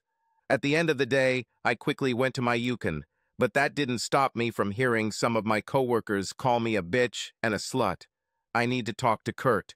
We need to get the 3M contract back. I drove to Kurt's work and parked next to his car again, waiting for him to come out. I got home from work and saw Sue's Yukon parked next to my car again. I'm sure she'll try to get me to come to Thanksgiving dinner again. It will not happen. I don't want to be near her. I walked to my car and Sue got out of the Yukon. I immediately realized that she was angry. Now what? I thought. You vindictive bastard. This took me by surprise. What? Don't look at me with those innocent eyes. You're being an asshole and ruining people's Christmas just because you're mad at me. What are you talking about? I'm not ruining anyone's Christmas. The kids can see us both separately. I'm not talking about our children. I'm talking about the families of the people I work with. How could you? I do not know what you're talking about. We shouted at each other, and people coming out of work started looking at us. So, you didn't force your company to back out of contracts with my company just to spite me? They're cutting everyone's hours to 32 a week. That's really going to ruin holiday gifts for a lot of people, not to mention just paying the bills. I was surprised by what she said. I did not do anything. I have no control over who we buy from. Then it dawned on me, Eric must have done it.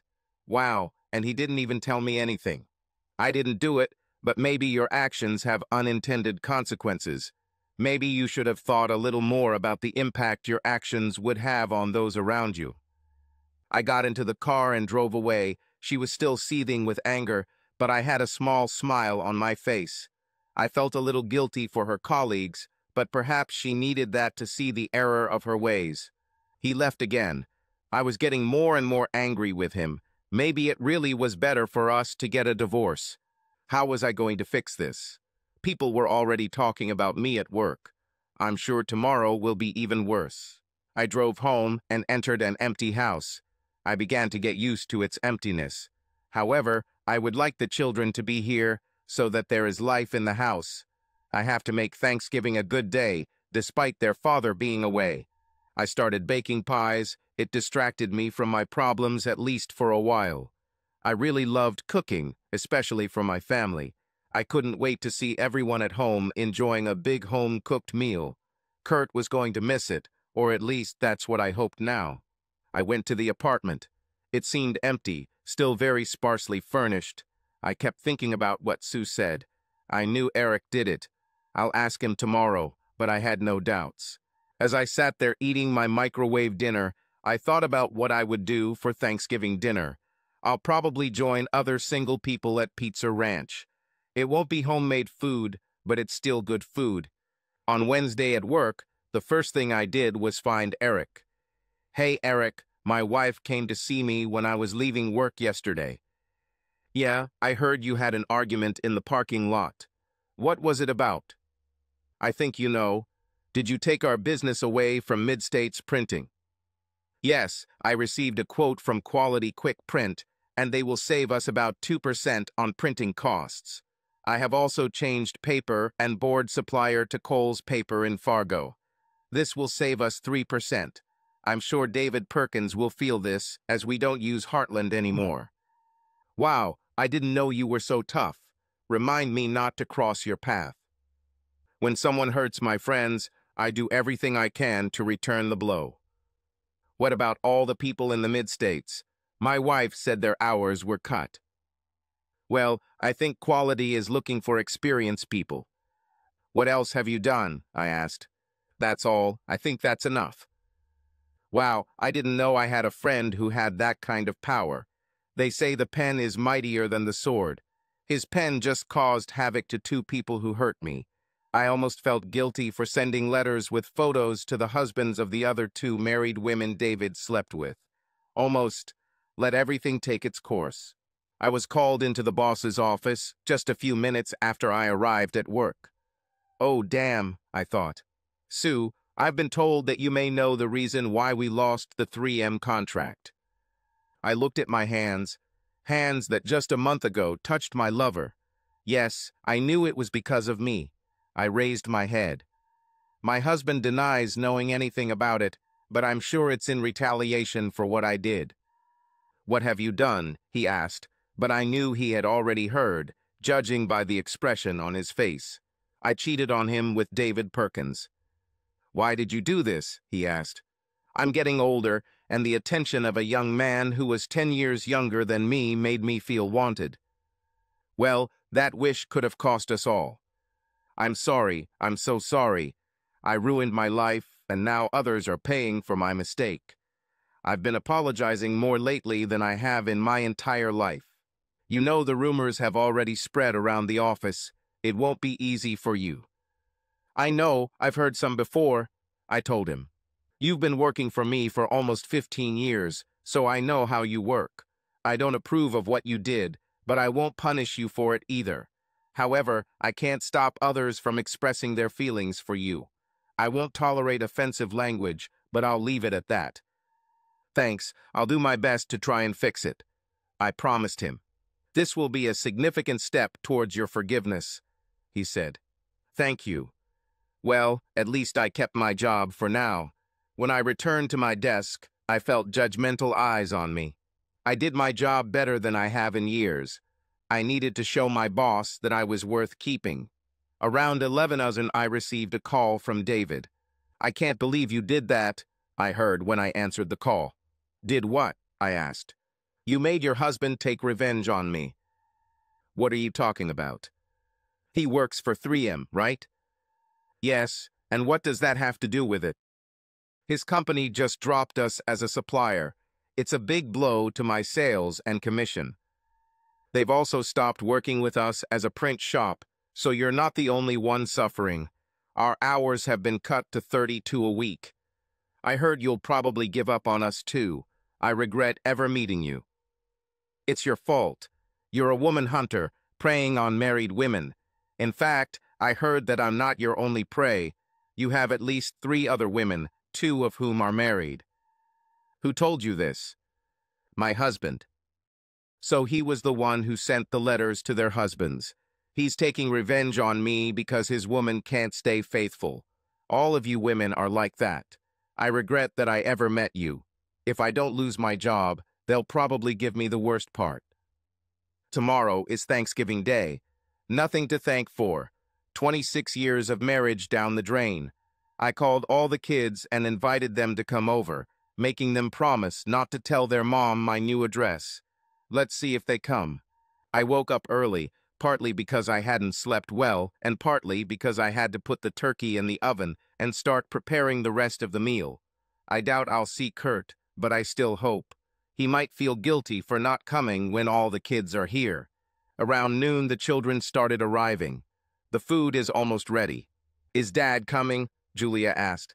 "I don't think so, honey, but we can hope," I said. "I'll call him and invite him again," she said. I knew it was probably a futile gesture. After 26 years with him, I knew how stubborn he was. Judging by the tone of the conversation, he again refused to come. "Well, let's sit down and enjoy lunch without him," I said. We sat down and were halfway through finishing when Julia said, "I can't believe he's so stubborn. He should have at least come to Thanksgiving dinner. Then we could all talk it out and maybe reach forgiveness. Dad is offended. His wife betrayed him." Glenn said, looking at me. I saw that he was angry with me. "It wasn't a marriage for the last 3 years. They fought all the time, and then they just stopped talking," Rachel said. Then, looking at me, she added, "I'm sorry, Mom. You know it's true." "What happened, Mom?" Glenn asked. "Why did you start quarreling? Did you cheat then, too?" "God, it hurts. My kids have seen the destruction of our marriage and think I cheated 3 years ago." "No, we fought about something else. I was faithful, well, at least until a month ago." "Why did you do that, Mom?" Julia asked. "Well, like you said, your dad and I haven't been getting along lately. We were more like neighbors. One man started flirting with me and asked me to dinner. I thought, what's wrong with that? So I went with him. We did this every week for several months. Well, one thing led to another, and we slept together," I said, trying to avoid eye contact with them. "Now do you want him to forgive you and everything continue as before, as if nothing happened?" Glenn asked. "I know it's not that easy, but I really want him to forgive me. I've apologized over and over again." "He should forgive you," Janie said. "What?" Glenn exclaimed, looking at her as if she had gone crazy. "If he loves her, he should just forgive her," she said. "How can you say that? Loyalty is the cornerstone of a good marriage," Glenn said. "Love is the cornerstone. You can't build a relationship on loyalty alone," she said. "You're right, love is the cornerstone, and if you love someone, there's no way you'll change," Glenn replied. "But love conquers all. If he loves her, he will forgive her," she repeated. "So you think that if you cheat on me, I should just forgive you? If you love me, then yes." "Are you going to cheat on me?" Glenn asked, accusingly. "I don't think so. I don't have such plans, but no one can predict the future," she replied. "So you can't say you'll never cheat on me." "I can say I'm not going to, but if everything people said was true, we wouldn't have divorces. Everyone would stick to their marriage vows. For better or worse, for sickness or in health, until death will not separate us. What about giving up all others? That too, she replied. You must be willing to love and forgive those you love.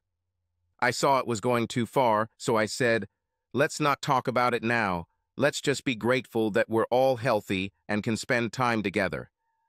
I saw the look on Glenn's face. It was as if he was looking at Janie in a new light. As they say, the flower has faded. I'm sure they'll work it out, I told myself hopefully.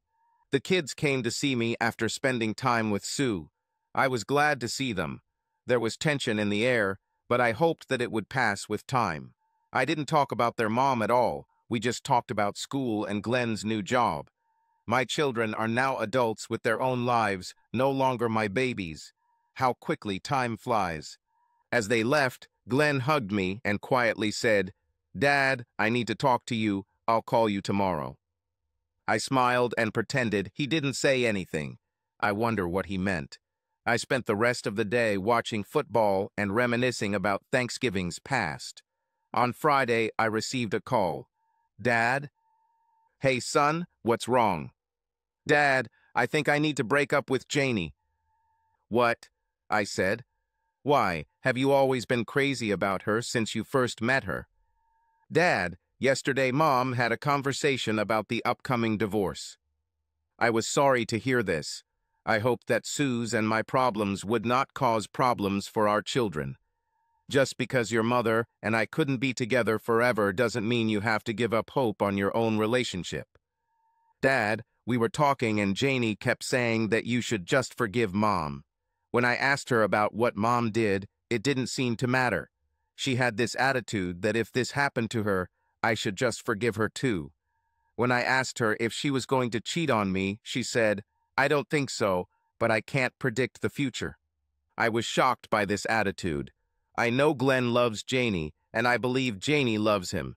Was she being realistic, or did she like the idea of love conquers all, so much that she pretty much let her do whatever she wanted, and then expect forgiveness if you love me? Son, I think you two need to work this out. Go to marriage counseling or something, but I think you both need to be on the same page about this. You both need to go into marriage with a clear understanding that there are things that, no matter what, you will never do. I don't even want to talk about marriage with her until I get that assurance. I understand, I said. Consider premarital counseling. Thanks, Dad. I'll think about it. I hung up the phone, thinking about what my son was going through, the questions and doubts. This was something he would have to deal with on his own. I was worried about Janie's attitude. Will she cheat on Glenn? Will she be expected to forgive her no matter what? What if the situation were reversed? What if Glenn cheated on her? What if this happened multiple times? Will she continue to forgive him?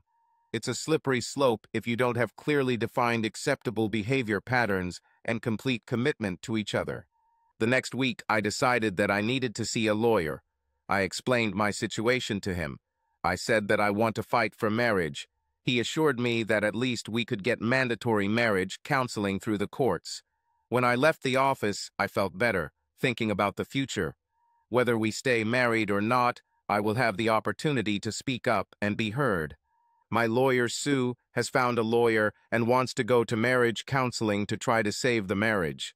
My lawyer said the judge will probably order it, so it's best to start now to shorten the time until the divorce is final. I was able to talk Kurt into marriage counseling. We are meeting today. I hope we can solve our problems and move on. I know this won't happen in one session, but maybe over time we can fix it. I walked into the counselor's office to walk through it. It may only take 1 or 2 sessions for the counselor to decide that the marriage is irreparable. The consultant is a woman, so she will probably side with Sue. I just need to stick it out and let her know that the relationship was doomed even before she cheated. This was just the last straw. The counselor asked me to tell her why I wanted a divorce. We grew apart, and I don't think the damage that was done can ever be undone. What kind of damage exactly? She asked. Trust. I don't think I can ever trust her again. Communication. We haven't really talked in years. Love. I lost love for her. Dedicated and faithful, she devoted her time, effort, and emotions to another man and had sex with him repeatedly. "What do you think caused all this?" she asked. "What was the root cause?" I would say it all started when she rejected my love and intimacy. In short, she deprived me of any sexual intimacy. Sue, do you want to answer? First of all, I still love Kurt. I know the last few years haven't been the best. Why? She asked. I've lost all interest in sex. I don't need it or want it. Sue said. It's physiological. Have you gone through menopause? Yes, I just didn't have any desire. Have you spoken to your doctor? Has he prescribed you hormone replacement therapy? I didn't want to take any medication, Sue said. Why? I don't like taking chemicals. Have you discussed this with Kurt? She asked. Yes, but he didn't want to understand my point of view. He just wanted sex. Kurt, did she tell you about her concerns? Yes, and I told her that there are other ways to deal with it other than giving up sex entirely. What ways? She asked. I tried to do everything I could to turn her on. I tried, but she pushed me away. I take it the quarrels started around this time. Yeah, she wasn't ready to even try, I said. How did this affect you? She asked. It seemed like she didn't love me or didn't want me anymore, or if she did, she wasn't ready to do anything for me or for our relationship. Sue, you said you loved Kurt. Why couldn't you meet his needs and desires? I had no interest, and his attempts to cajole me, pester me, and even beg made me angry. Why couldn't he just understand that this was no longer part of our relationship? Sue, physical intimacy is a normal part of marriage and a way for two people to express their love for each other, she said. It's just sex, it's not love. Love is much more than that, Sue replied.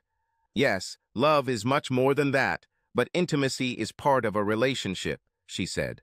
Kurt, tell me what you were doing and what was going on in your head at that time, she said. Well, after months of no sex or intimacy, I decided to stop initiating and wait for her to take the initiative. I thought maybe on special occasions she'd want to be intimate. I thought maybe for Thanksgiving, when we'd see how much we have as a family, she would want to be intimate, but that didn't happen.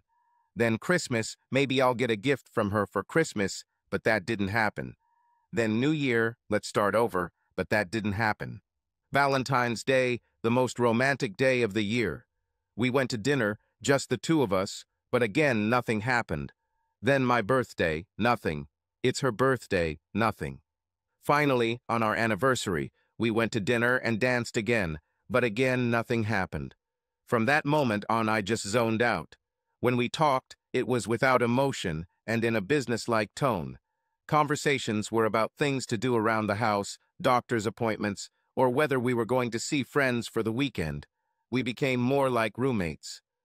Sue, what do you say about this? She asked. I didn't know what to say. I felt embarrassed by what Kurt said. He made me into a cold, uncaring bitch. I can't believe he looked at every event as an opportunity for sex. Was this all he was thinking about? I didn't know that. I just thought he accepted it. It wasn't that important to me. Why should it be important to him? I began to understand what was going on in his head.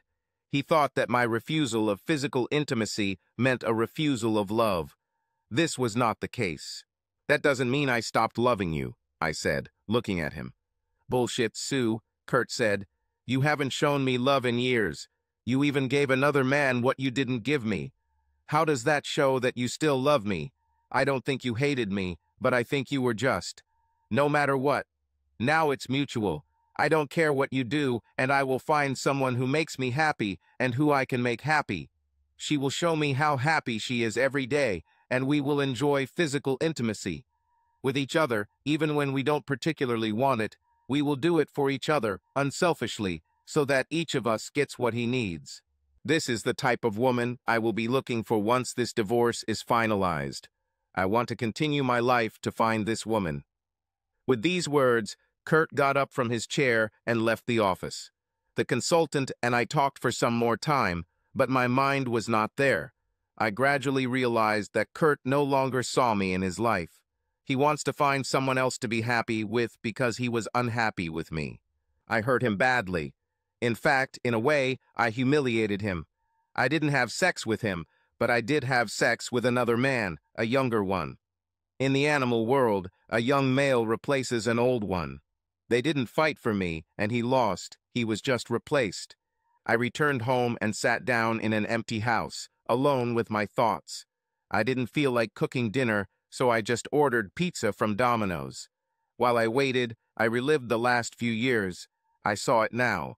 Kurt tried to show me his love, but I refused him. It wasn't just the act of sex, it was intimacy, physical and emotional. The doorbell rang, and I went to open it. There was a delivery man standing in the doorway. He was older, not much older than me. He looked familiar. "Sue Randolph?" he asked. "Yes." "I thought so. Thank you very much." "What?" I asked. "Because you had fun, we all had to suffer, and now I'm working this crappy job to make up the difference." "I hope you like the pizza," he said with a strange expression on his face. As I closed the door, I looked at the box of pizza in my hands. Did he do something to my pizza? I didn't know, but I threw it in the trash. In recent weeks, after cutting hours at work, I've been the target of hateful looks and hushed comments from coworkers. The work was becoming unpleasant, but it was my fault. I deserved it. This meeting did not go as I expected. At least I was able to voice my opinion. This will likely result in a protracted series of counseling sessions. Well, at least I got some satisfaction. I went to the apartment and sat there alone.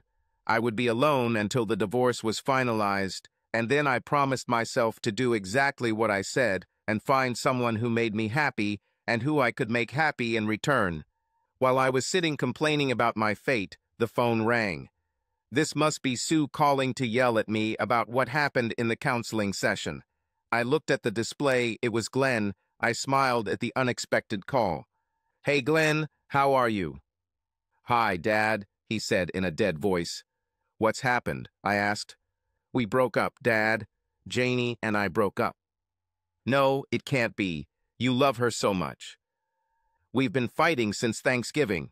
She thinks I'm stupid for expecting her to promise not to do something she doesn't plan to do, but isn't ready to make a promise. I can't go into marriage with that kind of doubt in my head." "Damn it, Sue," I thought. "You not only ruined our marriage, but also our son's potential marriage." "I'm sorry, son. I know you love her. It will take time, but you will find someone you can be completely committed to, and who will be completely committed to you mind, body, and soul." "Thank you, Dad. I hope you find one too." I was sitting watching TV when the bell rang. I thought about not answering, so I let it go to the answering machine. But curiosity got the better of me, and I looked at the display. It was Julia. "Hi, Julia. Thanks for calling. How are you?" "Okay, Mom. How are you?" "It's been better," I said gloomily. "Well, then I don't want to upset you anymore, but—" "What is it, Julia? Speak." "Glenn broke up with Janie." "What? Why?" "She called me recently and told me. He's all on edge because of the cheating. He thinks she's going to cheat on him." "Oh no," I thought. "What have I done?" He even wanted them both to sign a prenuptial agreement, according to which everything except the clothes on the trader would go to the other party. "Oh God," I said quietly. Then I thought, he's just like his dad. If Kurt and I started our relationship these days, he would do the same thing. That was rare in those days. I guess I can be grateful for that. They had a huge row, and he broke up with her. She called me in tears, not understanding why he was so stubborn. I didn't know what to tell her. "Maybe he'll calm down and they can work it out," I said hopefully, but in reality I knew my son wouldn't change his mind. "I give up," I told myself. The next day I called my lawyer. I told him that I was ready for a 5,050 division of property instead of 7,030, and also changed the reason for the divorce to irreconcilable differences. If Kurt agrees, I'll sign the papers right away. I knew that fighting was simply delaying the inevitable. I hoped he would see this as a good compromise.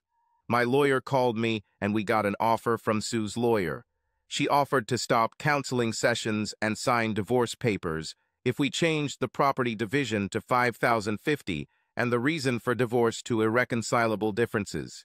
I told my lawyer, there is no way I will accept this offer. She can't hide her infidelity by changing the reason for the divorce. Remind her lawyer that we have a photo and a private investigator's testimony that she was at a B&B with a man who didn't being her husband and they were naked on the bed. I will agree to a 5,050 split if she accepts another reason for divorce. He said he would talk to her lawyer and see what could be done. I told my lawyer to accept it. I've almost decided that I won't stay in this city once it's all over. St. Paul was nice when we lived there. Maybe I'll go back there, or maybe I'll go to warmer climes. Either way, I won't have to deal with people in this city who despise me anymore. I thought about the past year, how everything has changed. The next day at work, a new salesman from Heartland Paper came to try to get our business back. I asked him where David was. In the hospital for at least another day or two, he said.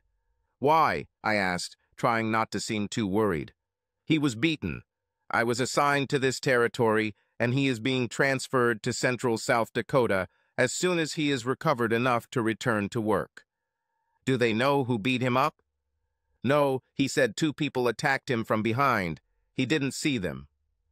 Wow, I wondered if Kurt might have had something to do with this.